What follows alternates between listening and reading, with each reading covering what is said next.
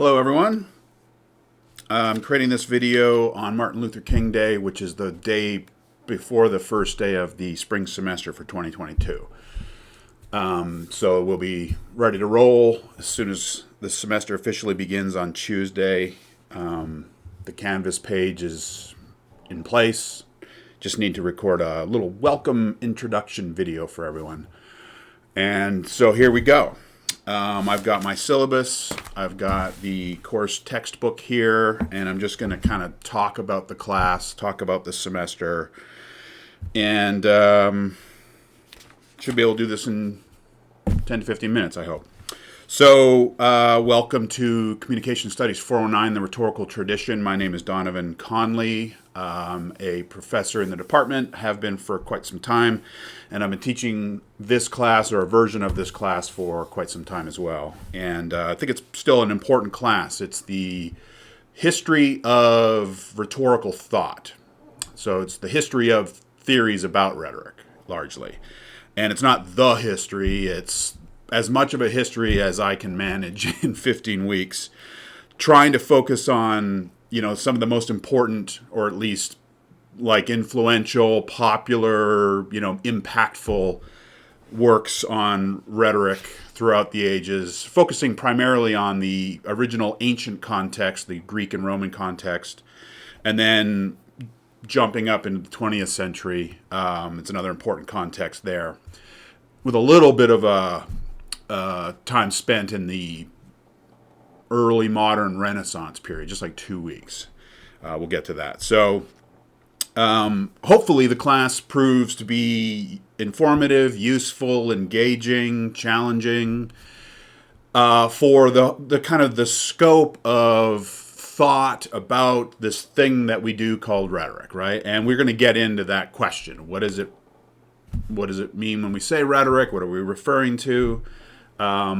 There's lots of ways to kind of come at that. I frame this class and I kind of answer that question by focusing on four major traditions, or four major models, I call them sometimes, or schools of thought, or kind of major theoretical paradigms that we can, I think, usefully chart almost any rhetorical practice in reference to one of these kind of four major traditions. And when you look at your syllabus, you'll see that's, I think, the very first video that you're going to be watching after this one is, what are the four major models of rhetoric? So it's an enormous topic, right? We're going back to 5th century BC, ancient Greek context, and, rhetoric has been studied, written about, ever since. It's fluctuated in terms of its kind of social relevance and utility and value, and what is it and how does it relate to other things. But, there's an absolute mountain of material on this question. What is rhetoric? How does it function? What do we need to know? So we're just scratching the surface. But hopefully by the end of the semester, you'll have a stronger grip on the dynamics of public discourse, how it is that persuasion and influence, and the kind of the force of symbolic influence in our worlds, and the force of argumentation, all the different kind of materials and resources that go into this business of trying to sway and influence others, right? That's really the kind of the nuts and bolts here. Hopefully you'll have some better sense of what that's about and how it operates, or in the case of our particular moment, how it doesn't, or how it operates poorly. I think this is an important class right now, because we should see that the way that our notions of public communication right now, or not even our notions, our practices, we're in a bad way right now. We're in a really bad way. And so, we'll ask the question toward the end of the semester of what even is rhetoric today? Where do we see it? What forms does it take? What model of which of the four models is paramount? And what should we be focusing on? And what maybe can we do better? And what can we try to ward off? Right. So these are some of the classes, or the questions this class will undertake. So I'll just kind of quickly glance at the syllabus here, and At the top, we're talking about the kind of nitty-gritty stuff. My office is in Greenspun Hall, 4th floor, 4145. Obviously, this is an online class, and we are still in a time of social distancing, and so I don't expect to see you too much, but I hope to. This class has many benefits in terms of like our ability to deliver, a fairly sophisticated advanced class remotely to people who, wherever you might find yourself. There's a lot of benefits to this delivery format, but for me, the biggest downfall is the fact that I don't actually get to like meet and talk with you and have conversations.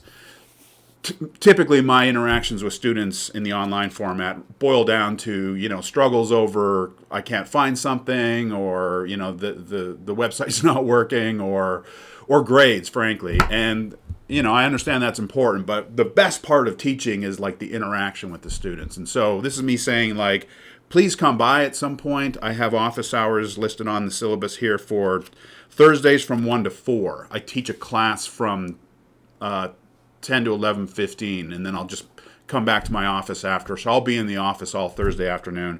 That's like the guaranteed day and time that I'll be around, and I would love for you guys to come by, even if you don't have anything in particular to, talk about or ask questions about. Just come say hi. I would love to meet you. We don't even get images. We don't get pictures in Canvas or my UNLV or anything. So it's just names, and I'm really bad with just names. I'm pretty good with faces, but if it's just a list of names, I just have a really hard time remembering folks. And that's unfortunate because I love the interactions with students. I love conversations, and so I miss that. If we can find a way to connect, that would be great. So those are my office hours, but I'm obviously available, beyond that, and I'm very accustomed to doing Zoom meetings at this point. So, if you can't make those office hours at those times and that day doesn't work for you, please reach out, shoot me an email. We can set up a Zoom call or just a regular phone call if you prefer. There's different ways of doing this, and I think we're all pretty good at this point. I got my phone number, my office phone number. I will probably not be in the office quite so much, so obviously email is good. I'll let you read the course overview. It's a class on rhetorical theory and the history of of thoughts about rhetoric, right? And so as I talk about in some of those early videos, we can think about rhetoric as a practice, as something that we do out there in the world when we kind of like leave our homes and our offices and we go and we engage in, struggles or causes, or we're trying to win over an audience, or we're trying to sway a crowd, or we are trying to make change in the world, and we're trying to use other people to make that change. That's probably one of the most like rudimentary ways you can think about rhetoric. We want something different than exists. We want change, and we need other humans to help us enact that transformation. Rhetoric is how we achieve that end, essentially. That's one probably pretty good way of thinking about it.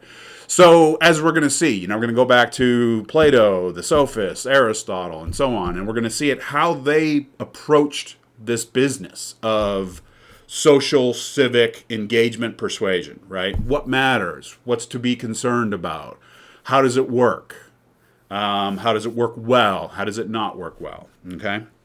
And as I mentioned, this will be the book that we are using. I've used Rhetoric for many years.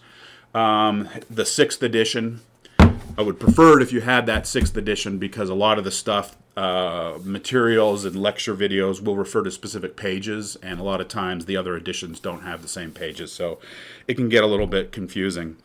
There's a lot of other materials in the class. All of it's in Canvas, and so the way that it'll flow, the schedule, it kicks in on the 3rd or 4th page here, is there it is I've broken things down by weeks, and so each week has the content that you're going to want to look at and work through, and just make sure you're doing that each week. Make sure you're looking at the syllabus and you're saying, all right, first week we've got the course overview and introductions. That's this video. Then there's another video, the 4 main models, and then the first chapter in Rhetoric. Okay.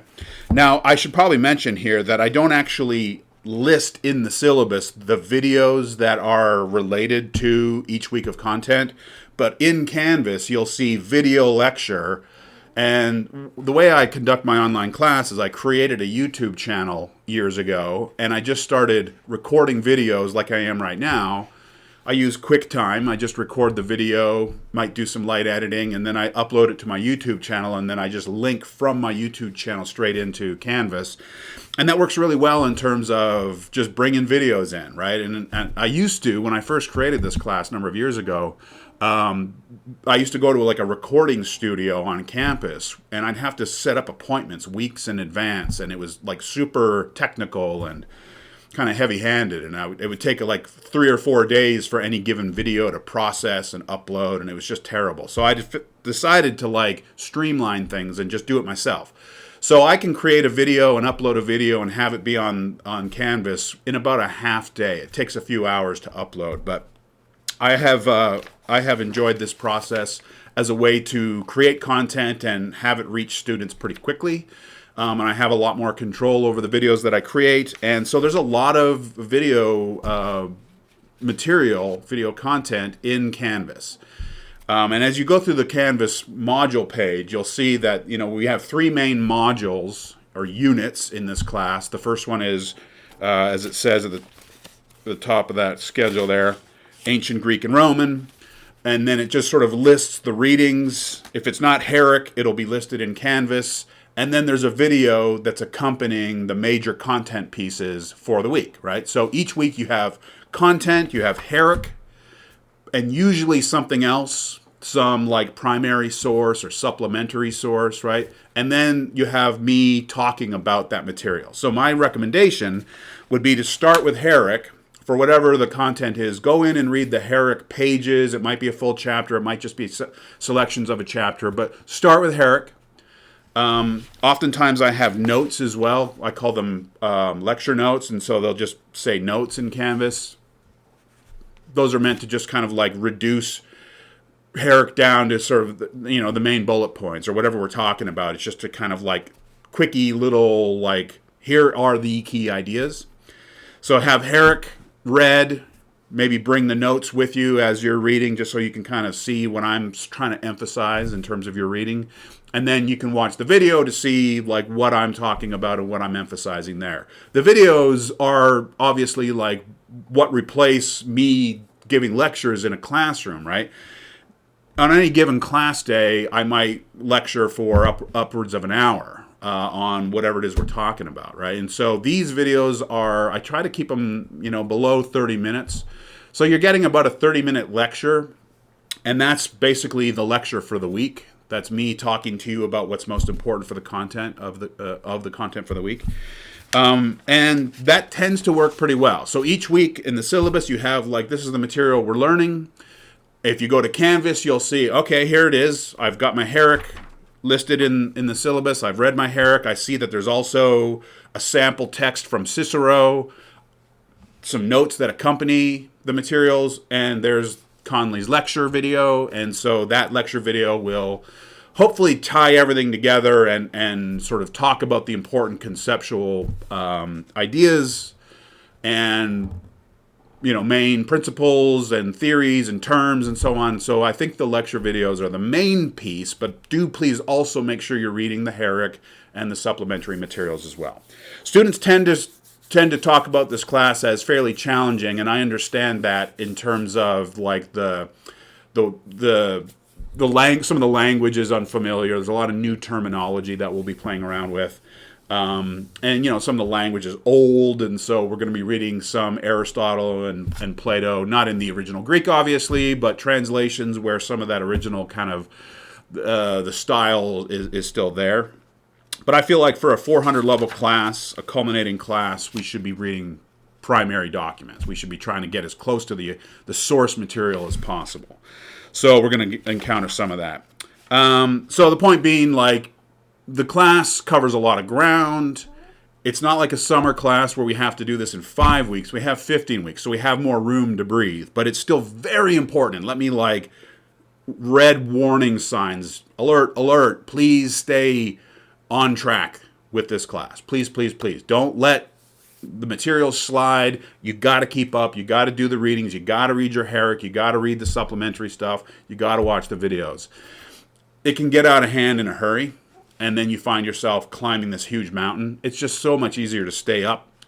And at any given point, if you're going through the week's materials and something doesn't make sense, or you feel like you're lost or whatever, don't feel bad about that, and don't kind of like retreat and disappear. Just reach out to me and say, hey, I'm not quite understanding what this material is meaning to say, or what I'm supposed to be getting out of it, and we can set up an appointment. We can talk it through. I can spend that time. I would much rather spend a little time talking about the text and the ideas early on than like deal with a major problem 2, 3, 4 weeks later. You know what I mean? So let me just talk quickly about the assignments. It's pretty simple. 2 papers, 2 tests. A midterm test, a final exam test, and 2 5-page essays. All right, so the essays are going to mostly correspond with the 2 major units, right? So the ancient unit and then the 20th century unit. We'll be writing papers in those units. And then there's a little, like I said, there's a 2-week chunk on the Renaissance and early modern period. That'll get covered in the final exam. So it's simple. Okay, so these are, challenging, robust assignments, but there's not a lot of them. And so, again, it becomes very important to make sure that you're, like, staying current on the readings and know what you're doing, so that when we have our assignments, that you're giving it your best shot and that you're getting the grades that you're hoping for. At some point, usually around halfway through the semester, I get lots of requests for bonus points or, different kind of work. I'll let you know right now that there are going to be bonus point opportunities, certainly on the final exam and possibly on the midterm. And all I do there is I just allow you to answer more questions. And so, you can make some big points up just by doing a little bit more work on the tests themselves. Almost 20 minutes. I should probably speed up here. So 2 papers, 2 exams. It's all in the syllabus. I've listed the important dates. When I created the syllabus, the university had not posted its final exam schedule, so we'll have to fill in that blank. Or no, it's on here. Final exam, May 13th. There you go. So then I'm just looking at the schedule here. So for this week, it's orientation. Next week, it's Rhetoric's origins and as sophistry. And there again, you can see all the materials laid out. When you go into Canvas, you'll also see the lecture videos. Those are really important. Make sure that you're watching those, which will, again, hopefully explain and bring together all the other stuff that you've read and make some sense out of it. I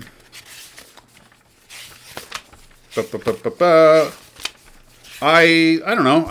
That's kind of the main stuff. I should say up front that we're still in pandemic craziness, and oh my goodness, there's so much uncertainty and wildness going on right now. And I've taken an approach for the last 2-3 semesters of not caring too much about deadlines.